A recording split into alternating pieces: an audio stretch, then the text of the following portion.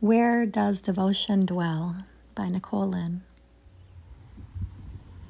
Last night I looked out my bedroom window, and the full moon glowed like a giant orb, beaming light in the darkness.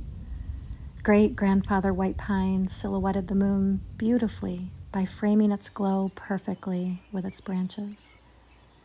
I felt calm, no longer tumbled by the sea of emotions. I live in the White Mountains.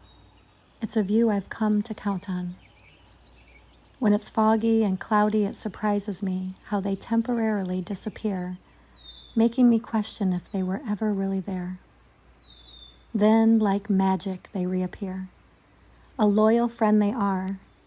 The mountain was once a mystery, and I feared this colossal landscape. I feared heights. Each step while hiking in the mountains is an exhausting process of contraction and expansion.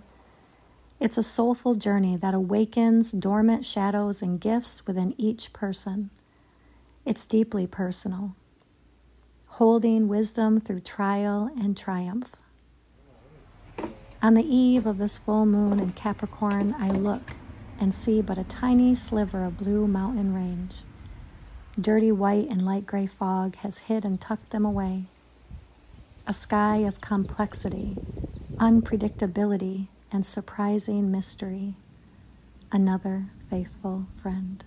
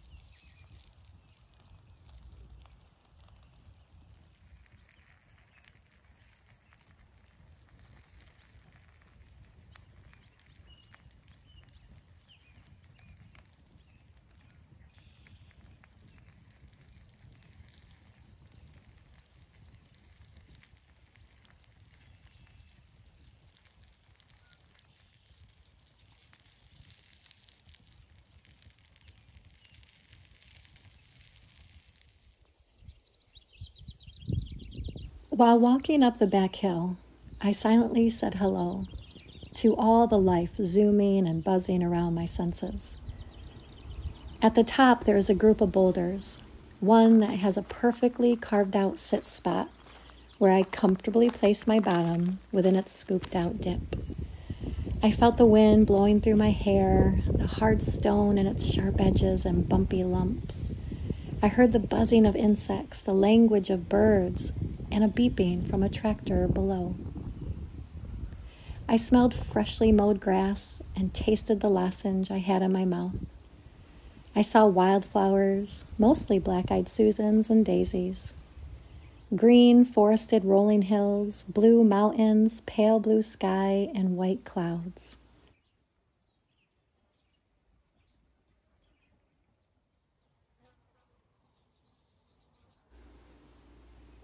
As I slowly made my way down the back hill, I spread my arms out wide to my side and closed my eyes.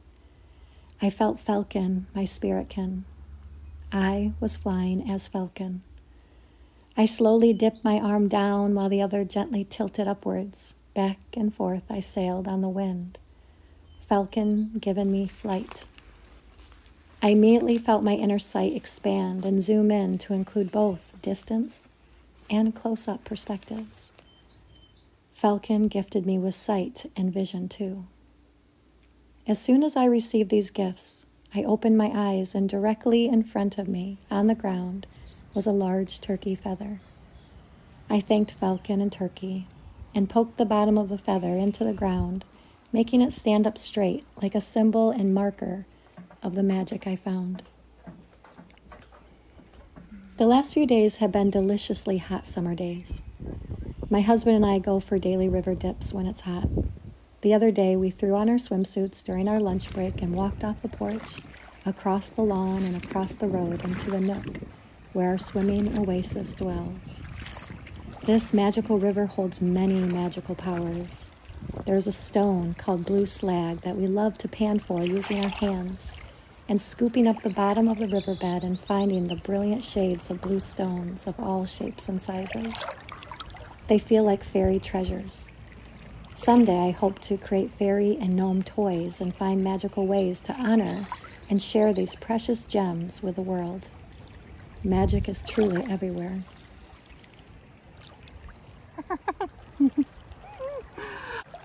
It's magical, magical, sunny day.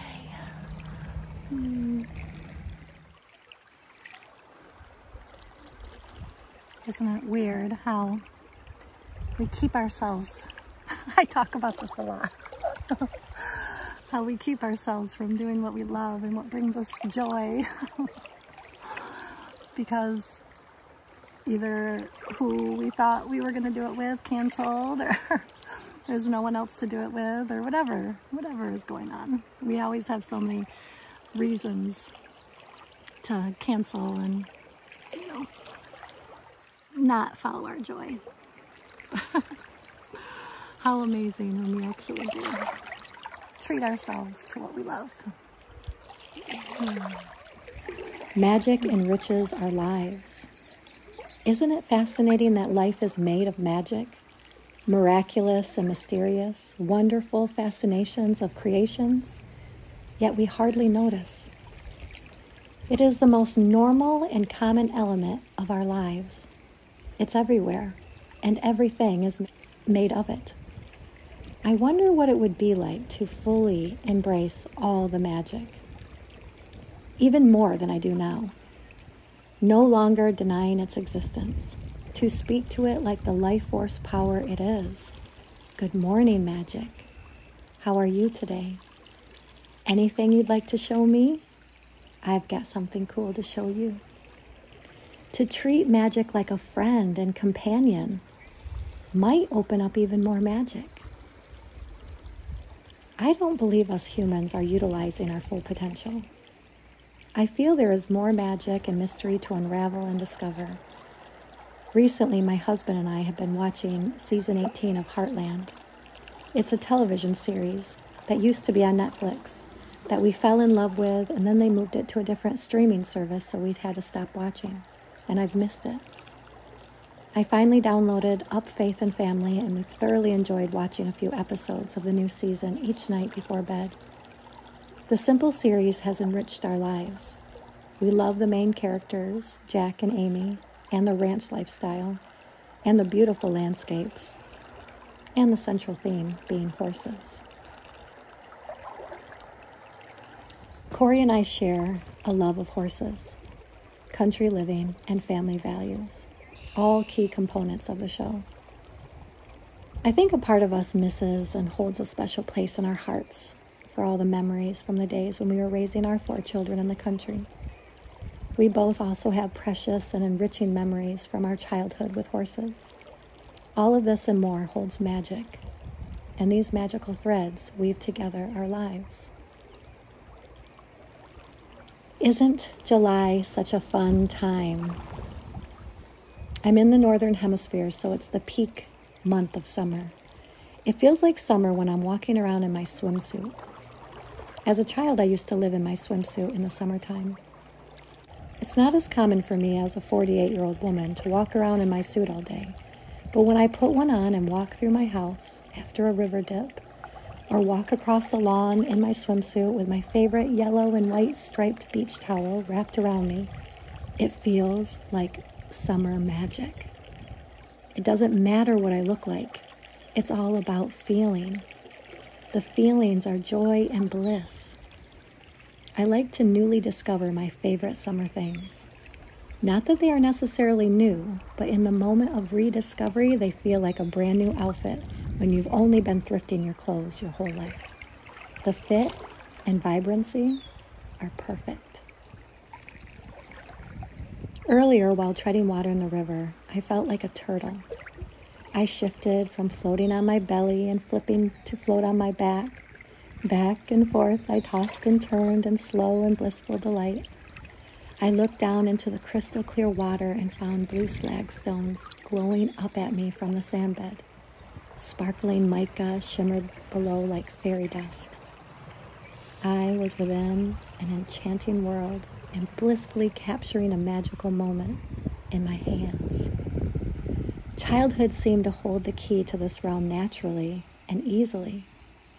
Adults, however, seem to struggle with remembering.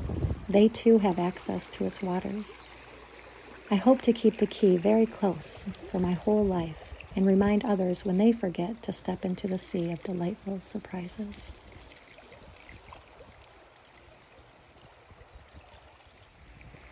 A secret that unlocks the key to the world of magic is embodiment. When people are too much in their heads, they desensitize their body's aliveness and depth of feeling. Magic wants to be fully experienced. Think about it for a moment. Or better yet, close your eyes and imagine with all of your senses these summer activities. Biting into a juicy watermelon, a dragonfly landing on your leg, floating in the water, watching sunlight dance across the water, relaxing as you tube down a river, clenching your fists around the handles as you tube behind a speedboat, lying out in the sun, skinny dipping, rocking on a rocking chair on the porch at sunset as the fireflies start to shine their lights, signifying night. Magic wants to be experienced, not just talked about.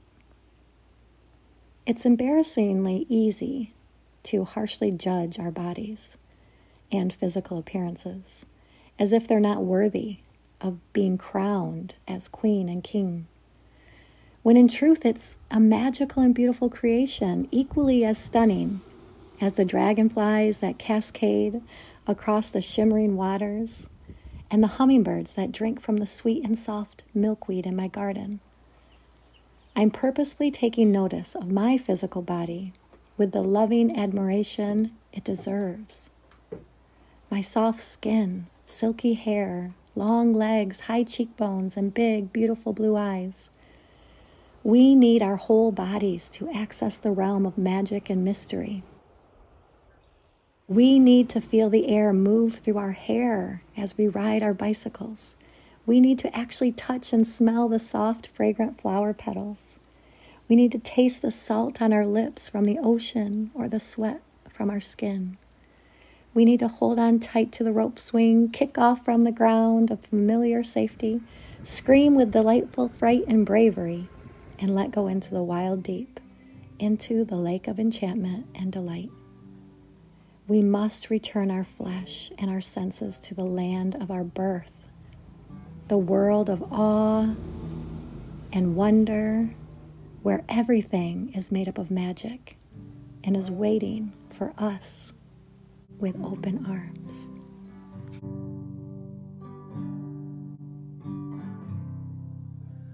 Saturday sun